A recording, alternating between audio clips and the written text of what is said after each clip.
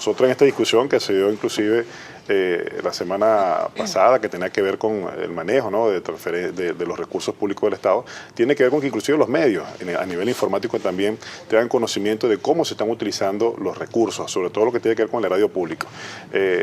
Lo que sí nos llama poderosamente la atención es cómo este tipo de sentencias son dictadas en horas de la madrugada, quizás para hacer el menor ruido posible, pero también cómo se sigue persiguiendo también a los medios de comunicación y a las personas que están detrás de la información, precisamente para informar a los venezolanos acerca de lo que está pasando. Creo que todos tenemos el derecho al final del día de conocer cómo se administran nuestros recursos, quién los administra y si ese recurso que ha sido aprobado, bien sea por instituciones públicas del Estado, que pase también por la Asamblea Nacional, pero que sea de conocimiento público comunicacional de todos los venezolanos. Diputado, hablando de presuntos casos de corrupción, el pasado miércoles la Comisión de Contraloría pues aprobó lo que va a ser la investigación del desvío de fondos en el complejo azucarero Ezequiel Zamora. ¿Cómo va esta investigación y de cuántos recursos se está hablando? Mira, primero que nada el CAE, que se funda en el año 2001, desde su instalación o de su inauguración siempre ha tenido hechos de corrupción, o por lo menos escándalos relacionados con hechos de corrupción. Nosotros hemos venido recibiendo serias denuncias de empleados, de productores del central azucarero Ezequiel Zamora, ubicado, ¿no?, en el municipio de Bertoldo Torrealba, Sabaneta. Allí estarían vinculados cerca de 1 billón de bolívares, solamente en este último, más de 1 billón de bolívares estaría en este momento, y estaría implicado dentro de ello la pérdida de camiones, 49 camiones, 71 tractores aproximadamente, descosechadoras, entre otras cosas. Recursos para obras que se utilizaron, que se iban a utilizar para la construcción, culminación de la planta. ¿Se habla también de pérdida de materia prima? Sí, nosotros estaremos hablando en este momento perdiendo cerca de 16 toneladas, ¿no? Cerca de 60.000 toneladas, perdón, es lo que se estaría perdiendo. Es decir, primero que nada hay que entender cuál era la situación de los productores, o cuál es la situación de los productores de caña en el estado de Barinas. Primero que nada, allí la gente no sembraba caña de azúcar, sembraban otros rubros. Cuando se inicia el central azucarero en el año 2001, se cambian estos productores para que siembren caña de azúcar, porque supuestamente este central azucarero iba a asumir toda la producción de estos productores para producir todo lo que tenga que ver pues, con la caña de azúcar parte del país, e incluso supuestamente el central azucarero también iba a distribuir electricidad, ¿no?, también con este central azucarero. Hoy nos damos cuenta que cerca de 220 productores, se les deben 34 millones de bolívares, están en peligro que la zafra de este año, la de 2015-2016, se pierda, lo que traería como consecuencia que 220 productores estuvieran perdiendo en este momento no solamente su producto, de la producción que ellos hacen, sino de lo que ellos viven, de lo que ellos se han mantenido durante todo este tiempo. Hay cifras que traen como consecuencia de que estos productores, primero que nada, ya no generan rentabilidad porque el subsidio se les debe desde el año pasado, 2013, 2014, 2015, y así sucesivamente. Esto nos trae a nosotros, al final del día, a investigar acerca de qué se está haciendo con los recursos del CAE, no solamente por la maquinaria que se pierde, no solamente por la cantidad de dinero que se ha invertido, como te decía en un principio, que pasa de 1 billón de bolívares, sino también de cómo se utiliza el CAE, sus inmediaciones. Por ejemplo, en el año 2010 se utilizaron sus instalaciones, maquinaria de la empresa para enterrar 232 toneladas de semillas que fueron perdidas, de arroz, caraota y maíz. Parecía entonces que el CAE también sirve, ¿no?, para ocultar algunos delitos o fallas que tienen otras instituciones y que se utiliza su maquinaria para esto.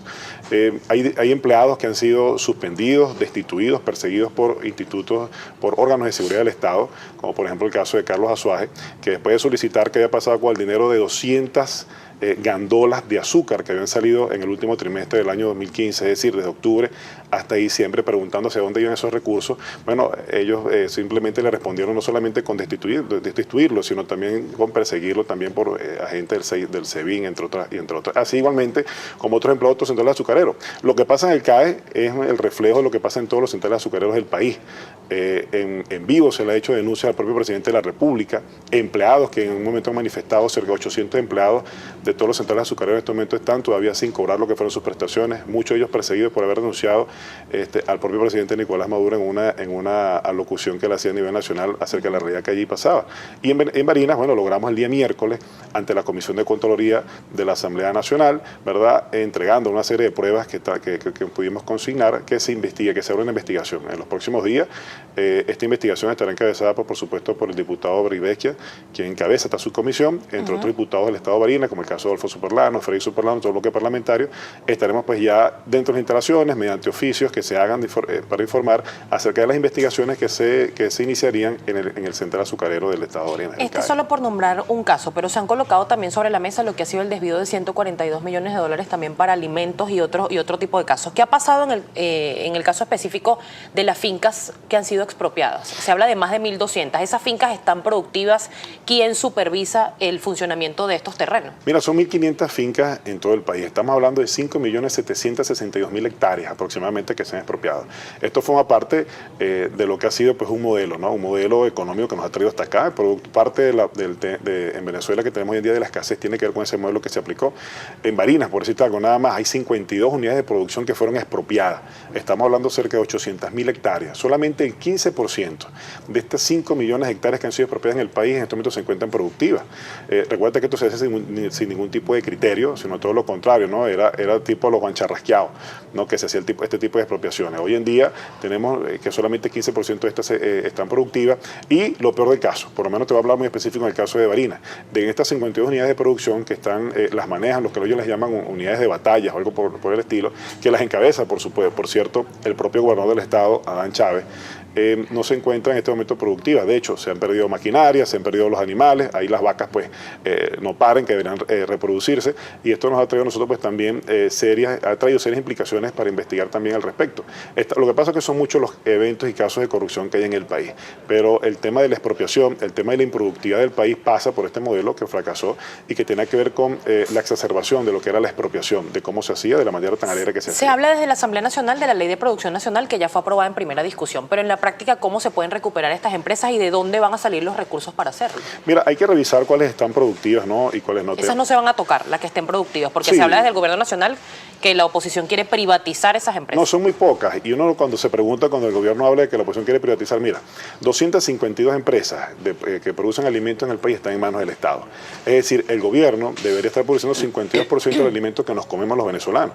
Pero la gran mayoría de las empresas privadas están en este momento, pues, han sido cerradas, producto también del tema, no solamente de la inflación, sino también de la escasez de sus propios insumos. En el caso productivo del país, lo que tiene que ver con la Ley de Producción Nacional, pues lo que busca es eso. Primero que nada, que cese el tema de las expropiaciones. No podemos seguir nosotros aplicando un modelo que tenía que ver con la expropiación de empresas productivas. Por ejemplo, te voy a poner un caso muy sencillo también en mi propio estado, el caso de La Batalla. Una empresa que te recolectaba cerca de 162.000 litros de leche por día y que hoy en día, después de la expropiación del gobierno, solamente te está recolectando 200 litros de leche.